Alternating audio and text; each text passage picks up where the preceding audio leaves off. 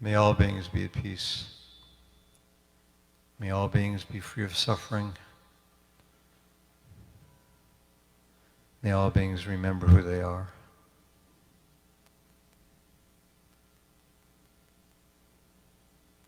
I'm not about to suggest that everything is easy. I have some days that are better than others, some days that are not, in the midst of all that was going on. Such a beautiful song about grieving, about loss. And yet at the same time, if we begin to realize that even in the midst of our grieving and our loss, there is such power in the love that we have, the love that we give, and the love that we have been given.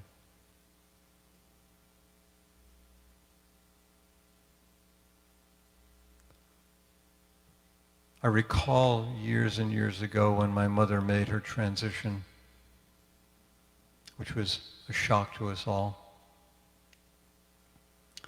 And I was in Brooklyn, getting ready for the funeral. And I was standing outside of the funeral home. It was March. It was a gray day in March in Brooklyn, and I often think there was nothing ever grayer than that. The streets were gray, the sky was gray, the people were gray. My mood was gray. And I remember praying at a moment outside in the misty rain on that gray, gray day, saying, God, why do I hurt so much?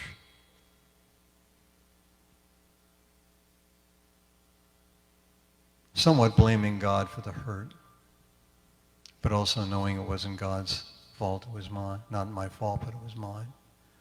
There was one of those prayers that got an immediate answer in words that came into my mind.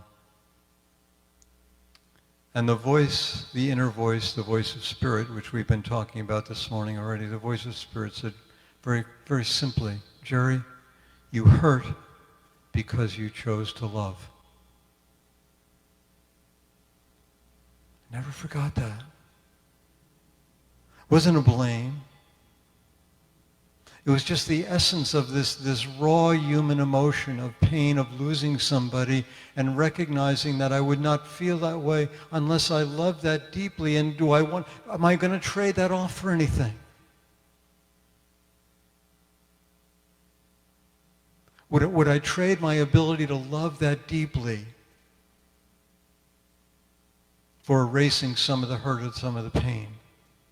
And I said, no. Would not, could not. In today's world, I am deeply missing my grandson Finn, who lives in Chicago. And I recognize that my missing him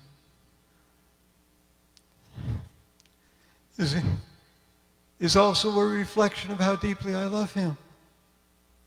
Would I trade that off for anyone or anything? And the answer is no.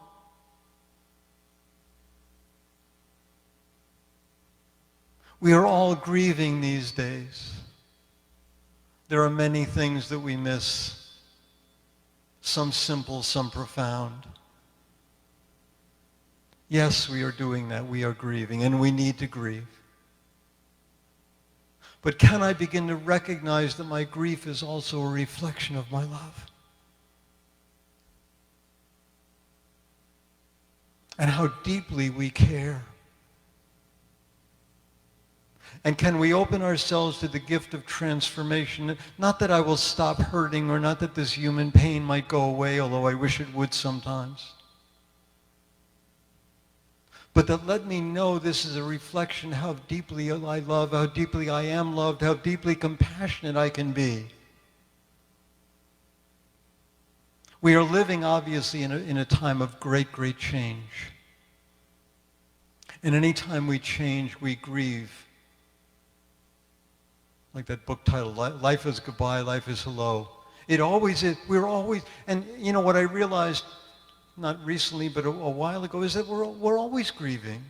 There's always going to be change. There's always going to be something that is going to shift in your life or my life. We're always going to be losing something and getting something else. See, sometimes on the spiritual path, I think it becomes very, very difficult to deal with our human emotions. Sometimes even we think we shouldn't have them. Especially sometimes grief. Well, you shouldn't be grieving because something good is going to happen. Wait, stop. We can experience more than one thing at a time. We don't have to erase one and just claim another. There's a marvelous story about a Zen monk who learned that his teacher, his master, who had lived a couple of towns or villages away, had just made his transition. And so he packed his little bag and was going to go to the funeral. And some of his students said, "We'd like to join you, Master, if we could." And he said, "Fine, come with me." And he and his little group went to the funeral for his master. And as they were doing whatever they were doing to eulogize this wonderful teacher, the master who had brought his students broke down and started crying. And his students were scandalized. Couldn't believe that their master spent his whole life teaching detachment and concentration and focus, was breaking down in tears. And one of his scandalized students came to him and says, "Master, why are you crying?" And he said, "Because I am sad." Now your mind cannot understand that, because in your mind, it's either one or the other. But because I am sad. You might recall that the shortest verse in Christian scripture is Jesus wept when he found out his friend Lazarus had made his transition. Jesus wept. Not denying the human part of our emotions, our feelings, but not getting lost in them either.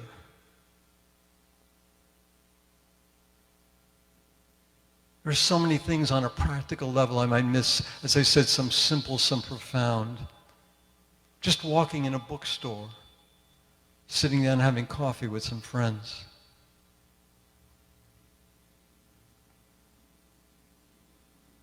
They're not there anymore. What am I going to do with that? I need to grieve that loss, yes, but I don't need to get lost in it either. I mentioned in the beginning of our meditation this morning that we get in touch with this, get a sense of all of these people, all of these beings who are in this, not in this physical space, but in this place of intention, of purpose together. Now I miss your physical presence. There's a magical thing that happens sometimes when I get this wonderful opportunity that I truly honor of being able to share with you when you're there and I'm here and we connect with one another, and there's sort of this wonderful feedback loop that happens, and I get energy from you and you get energy from me, and you know what? That's not there. And yet it is. Because I often wondered, what was it going to be like talking to I'm not talking to an empty church. I can't see you, but you can touch me, and I can touch you as well. It doesn't take the place of your physical presence.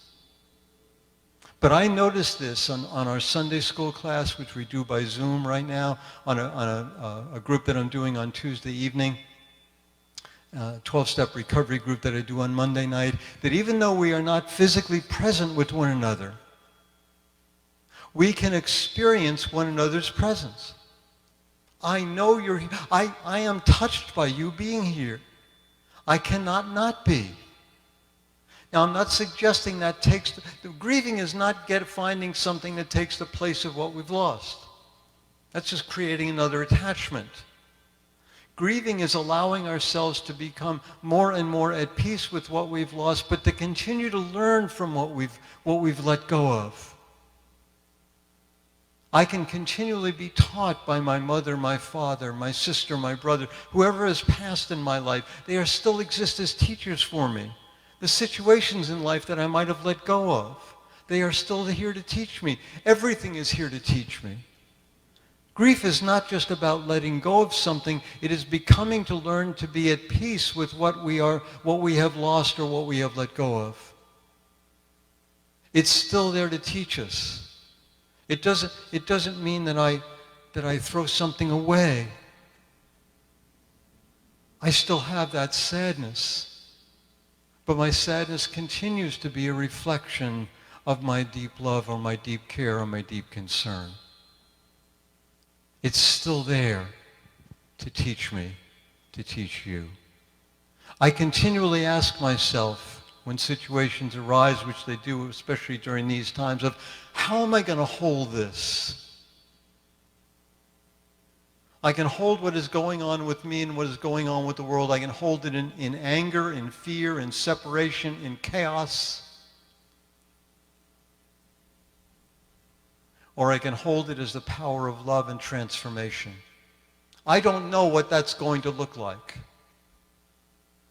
But I know at this moment, as I'm standing on this particular threshold of making a choice of what am I going to do with this moment. Not what am I going to do in this moment. What am I going to do with this moment? And I can either affirm that it is chaotic, it's horrible, it stinks. Or I can affirm this is a moment of transformation, and even though I might not know what this is going to look like, I affirm the higher vibration that is working on making itself manifest in this moment, in this time, and in this space. Or I can just shut down and say, this stinks. I hate it. Where am I going to go? What am I going to do? Now again, my little self, my small self, is going to experience things in limitation. But I also know the divine truth that you are, the divine truth that I am, can see beyond limitation. It has the ability to see things differently. It's like in the Course in Miracles, I could see peace instead of this. Now, my little self might not be able to do that, but I know my divine self can. I could see peace, and I could see this differently. And I also know not only can I see, it's not just about seeing physically or even emotionally, but it's also realizing that when I see things differently, I create them differently. If I choose to look at you differently, to look at you beyond your personality self, to look at you as the divine child of God that you truly am, I create something new. I don't just create a new vision. I create you again in a way maybe you couldn't do that for yourself. Whatever might seem to be lower, I can make higher. That's my choice. Do I hurt? Do I grieve? Even when I let go of stuff that no longer serves me, it still hurts. I'm not going to pretend that goes away. Stuff that might have served me, some patterns of thought and behavior that might have served me for years, that I find out it no longer serves me, I'm going to let go of that. It's not going to snap my fingers and let go of it. It might be kicking and screaming a little bit as I let go of it. That's just part of the process. I'm not going to pretend that disappears. But that's what Francis was saying in that wonderful prayer of his. Where there is hatred, let me sow love. Let me take hatred and transform that into lovingness. You can go through the whole list, the whole gamut of that whole prayer. It was all about transformation. It was all about looking at things differently. It wasn't about getting rid of something necessarily. It was about grieving the loss of something that I had been held on to and allowing that to transform in my heart and in my space so it becomes something different, something transformational, something new. Behold, I make all things new. I transform love, hatred into love, fear into faith.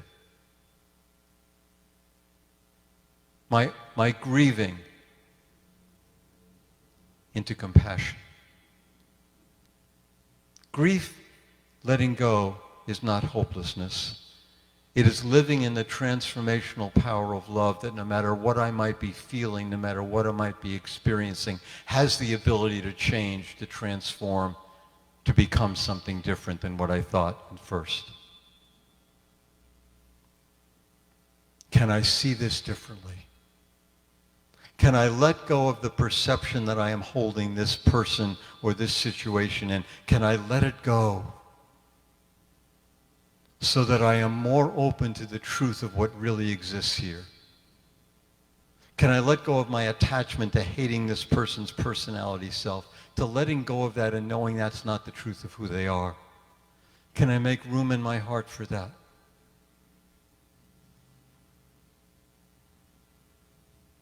Can I open myself up to the truth of who I am?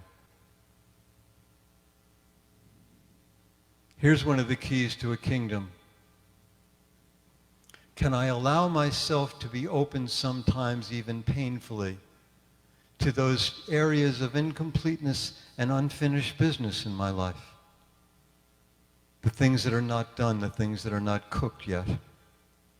Can I let go of my attachment even to making them finished and realize that as long as I have not completely embraced or been embraced by the kingdom of heaven, that there's still work for me to do? And that's not a judgment. But it's kind of like Thoreau said, "Oh God, to be at the point of death and to realize that I have never lived." Grieving is part of living. It hurts sometimes, maybe all the time. But here I am at the edge of my grieving what is lost, letting go of my attachment to those thoughts and ideas and those patterns of behavior that no longer serve me. And, yes, I am grieving that loss.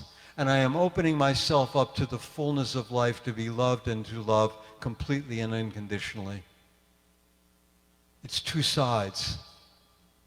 I can't tell you how to do that. But I know that every moment of every day I can ask the question, what are you teaching me? What am I supposed to learn from you? Whether that's my pain or my joy. What are you teaching me? It's more than just growing. It is raising everything up in my life to be my teacher, to be what is working with me, what is working on me, what is stretching me. I remember a teacher of mine who was working with dying people years ago, especially during the AIDS crisis. You know, he said, I work with these people time and time again, day in and day out. And he said, you know, there were some I became lovingly attached to, almost fall in love with them. And at the same time, I knew they were going to leave in a day or so. And he said, but let me tell you this. When I was standing on the edge of love and heartbreak was when I was most alive. I loved, I was hurting, I was painful, I was letting go, I was grieving, and I was joyful, and I was celebrating, and I was in transformation, all at the same time. And I would trade that for anything.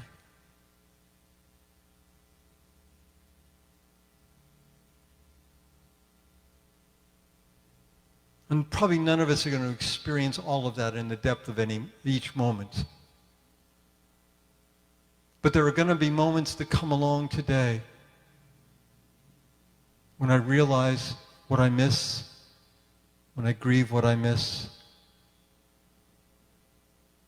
especially those deep things, those people connections that we might miss, and realize that even in my pain, even in my grief, I can be grateful and thankful that I can love this much, that I can love this deeply, and that on a flip side of things, I can be loved this much and loved this deeply. In this moment of healing, in this moment of grief, in this moment of letting go, in this moment of enlightenment, in this moment of transition and transformation, may I be at peace. May I be at peace. May I be at peace. God bless.